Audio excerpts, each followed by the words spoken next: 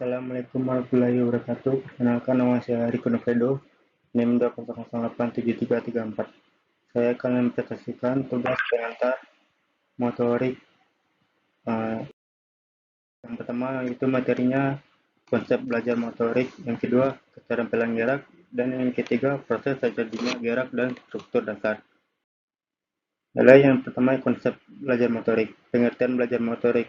Menurut Drowatsky menyatakan belajar motorik adalah belajar yang diwujudkan melalui respon muskuler yang umumnya diekspresikan dalam bentuk gerakan tubuh atau bagian tubuh oksiden.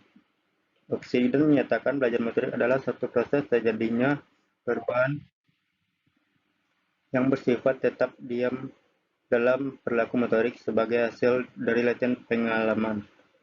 Smith menyatakan belajar motorik adalah seperangkat proses yang berkaitan dengan latihan atau pengalaman yang mengantarkan ke arah perubahan permanen dalam perilaku terampil.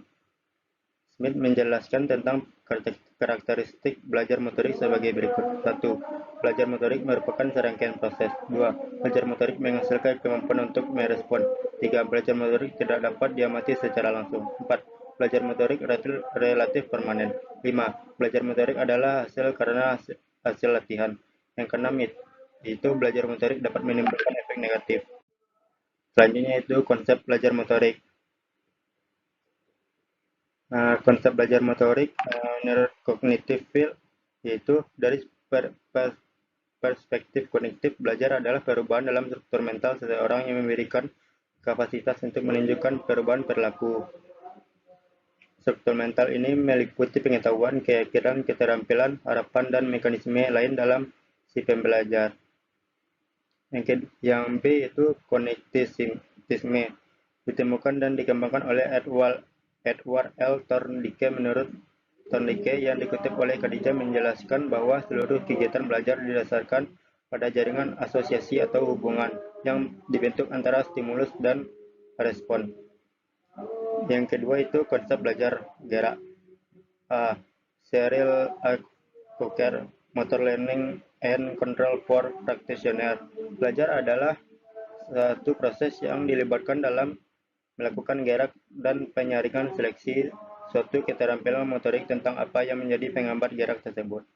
Yang B itu Anne Sumway. Menurutnya itu belajar gerak adalah proses memperoleh pengetahuan satuan proses dihubungkan dengan praktek atau pengalaman yang mendorong ke arah perubahan yang secara relatif permanen dalam kemampuan untuk menghasilkan gerak yang terampil. Yang ketiga itu konsep gerak manusia. Yang pertama konsep gerak manusia menurut Cyril. Model Fitz dan Posner yang dikutip oleh Cyril mengemukakan bahwa dalam pembelajaran gerak terjadi 3 tahapan, yakni tahapan kognitif, itu pelajar menjadi tahu tentang gerak yang dipelajari, sedangkan penguasaan gerakan belum baik, masih dalam taraf mencoba-coba gerakan. Yang kedua, tahap asosiasi. Pelajar sudah mampu melakukan gerakan dalam bentuk rangkaian yang tidak tersendat-sendat. Kemampuan untuk tidak mengenali kesalahan gerak sangat diperlukan untuk peningkatan penguasaan gerak.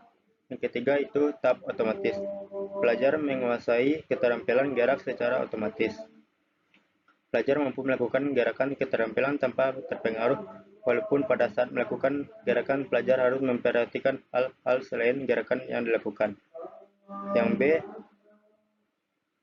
konsep gerak menurut Galloway klasifikasi menjadi 2 stabilitas lingkungan, yaitu yang pertama open motor skill adalah keterampilan gerak di mana dalam pelaksanaannya terjadi pada suatu kondisi lingkungan yang berubah-ubah.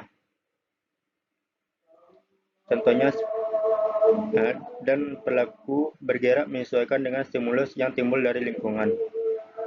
Yang kedua itu closed motor skill, keterampilan gerak di mana pelaksanaan terjadi pada kondisi lingkungan yang tidak berubah dan stimulus gerakan timbul dalam diri pelaku sendiri.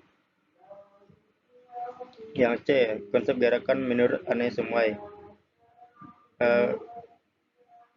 Berdasarkan perbedaan gerakan, keterampilan gerak bisa dikategorikan menjadi 3, yaitu discrete motor skill adalah keterampilan gerak di mana dalam pelaksanaan bisa dibedakan secara jelas titik awal dan titik akhir dari gerakan. Yang kedua, serial motor skill adalah keterampilan gerak diskret yang dilakukan beberapa kali secara berlanjut. Yang ketiga, continuous motor skill adalah keterampilan gerak yang tidak bisa dengan mudah ditandai titik awal atau titik akhir dari gerakannya. Yang keempat itu perkembangan motorik. A. Periode, fase, dan tahap perkembangan motorik selanjutnya menurut Galloway. Periode janin itu 4 bulan fase gerak fundamental penguraian informasi. 4 bulan sampai 1 tahun merupakan penerimaan informasi. 1 sampai 2 tahun itu tahun prakontrol. 2 sampai 3 tahun fase gerakan dasar tahapan awal. 4 sampai 5 tahun itu tahapan sederhana atau elementai. 6 sampai 7 tahun itu tahapan kematangan matur. Yang ke-7 sampai 10 tahun itu fase gerak khusus tahap peralihan. 11 sampai 12 tahun itu tahap penerapan. 14 tahun ke atas itu tahap pemantapan atau pemanfaatan dalam kehidupan sehari-hari. Yang B, karakteristik anak. Anak laki-laki dan perempuan biasanya bersifat sebangun dalam pola pertumbuhan mereka dengan pola pertumbuhan anggota tubuh seperti lengan tungkai menjadi lebih cepat dari pertumbuhan bagian tonggok sepanjang masa anak-anak. Selanjutnya materi yang kedua yaitu keterampilan gerak. Kemampuan motorik gerak adalah suatu perkembangan unsur kematangan dalam berbagai keterampilan. Pengendalian gerakan tubuh atau jasmania melalui kegiatan saraf pusat, saraf otot terkoordinasi. Kemampuan motorik merupakan kegiatan yang terkoordinir antara susunan saraf, otot anak, otot, otak, dan spiral cord. Perkembangan motorik adalah proses yang sejalan dengan bertambahnya usia secara bertahap atau berkesinambungan.